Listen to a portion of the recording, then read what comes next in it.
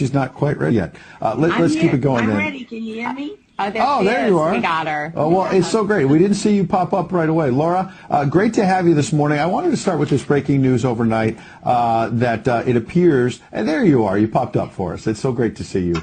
The Daily Mail has a very interesting story that's saying that Vladimir Putin essentially may be running out of bullets, that he might have a week and a half, 2 weeks max. He's losing warplanes, tanks, all the rest of it. He obviously went into this thinking he was going to bulldoze his way through Ukraine. He's obviously caused a lot of destruction. Don't want to minimize the fact there's over 2 million refugees. But this has not gone as well as Vladimir Putin expected.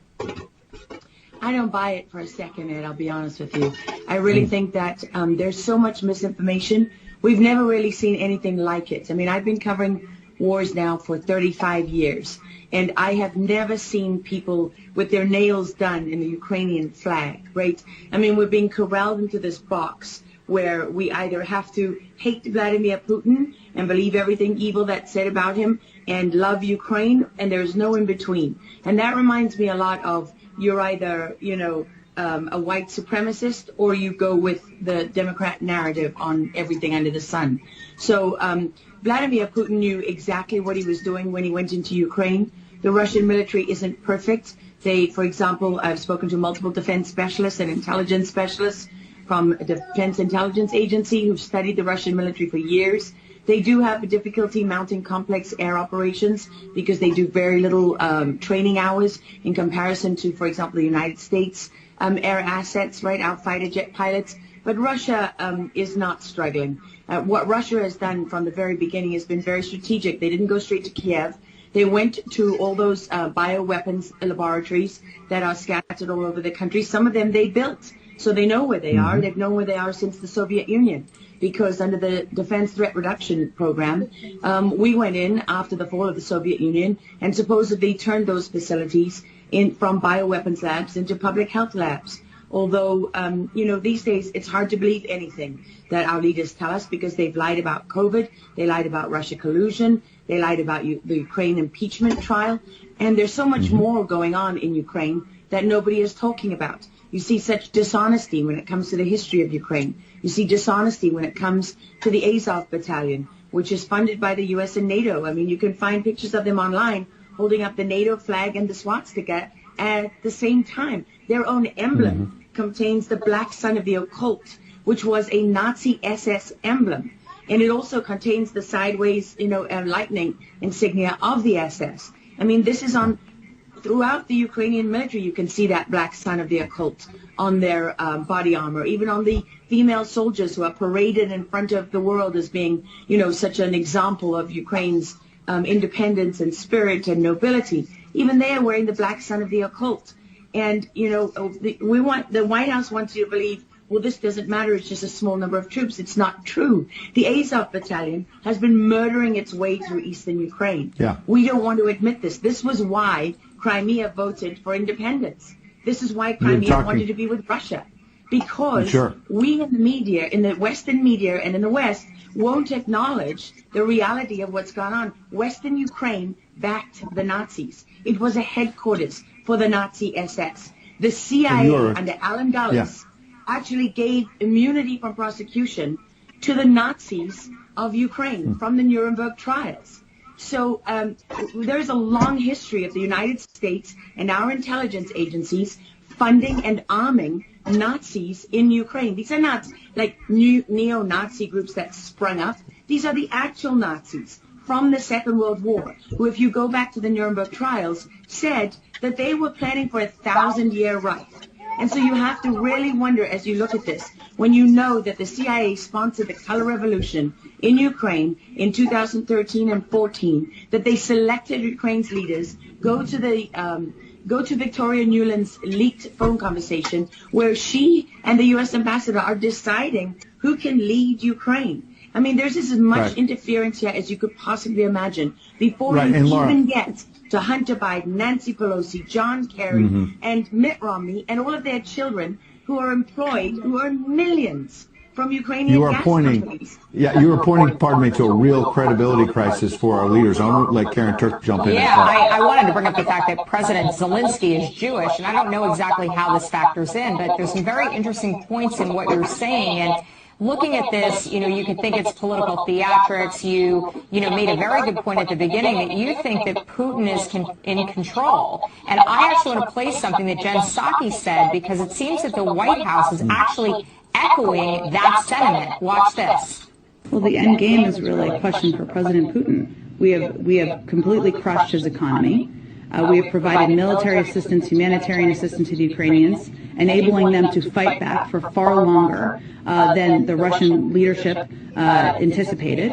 And again, he has to determine what the path forward looks like for him. Thanks, everyone. He's determining what this looks like, and I think that's a lot of what you said, Laura. I'd love to get your thoughts on that, what you just watched. What troubles me about the moment that we're in is that we have such a selective and narrow reading of history.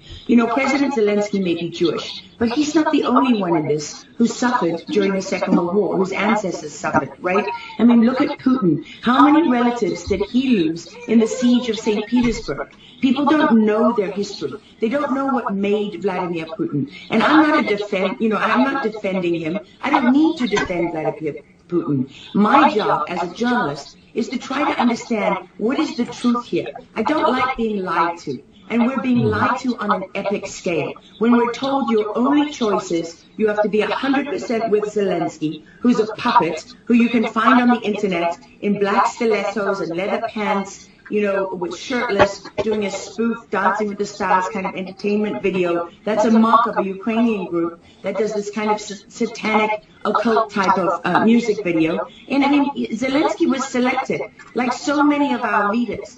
And honestly, with big tech and with election fraud these days, we don't know how many leaders all around the world have been selected for us and weren't actually voted in. But what we do know is that there are increasing problems with technology and the digitization of our world. Because look at what's happening with COVID. Look at what has happened globally. We are fighting the same battles all over the world. To pretend that this war is about Russia and Ukraine is just a barefaced lie.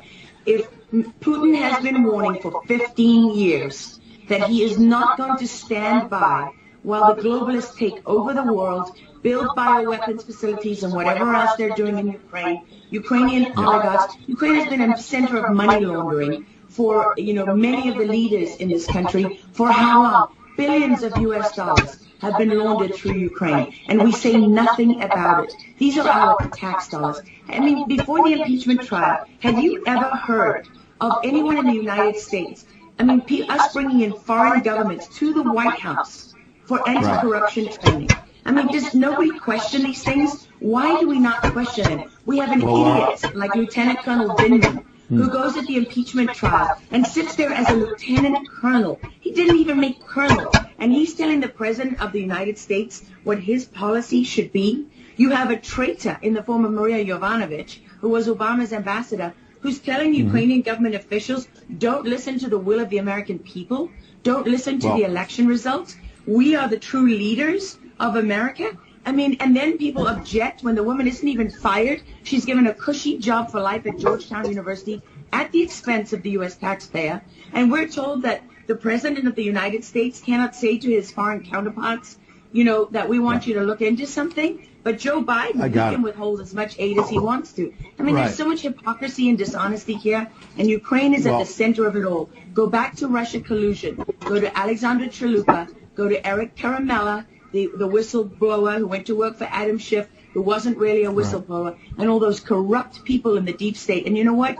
The deep state isn't a theory. It's not a conspiracy theory. It's an actual deep state. Look up the SES, the Senior Executive Service, because when that bureaucracy was ushered into law in the United States of America, that's when we got a bunch of unelected bureaucrats pulling the strings behind the scenes. And these are the people that keep lying to us. Absolutely. And pardon me, we've got a live chat where we're streaming on Getter, for example, and I'm watching it as you're talking. People are talking about how you're dropping truth bombs and you're a real journalist, and I know that, having worked alongside you for many, many years when you're at CBS and many other places, and maybe they didn't want to hear the truth, but you're dropping those truth bombs now. Unfortunately, we've got to hit a break right now. We'd love to have you back in the days ahead. We love having you on. Lara Logan, thanks for joining us on Real America's Voice. Thank you so much. All right. Well, we'll certainly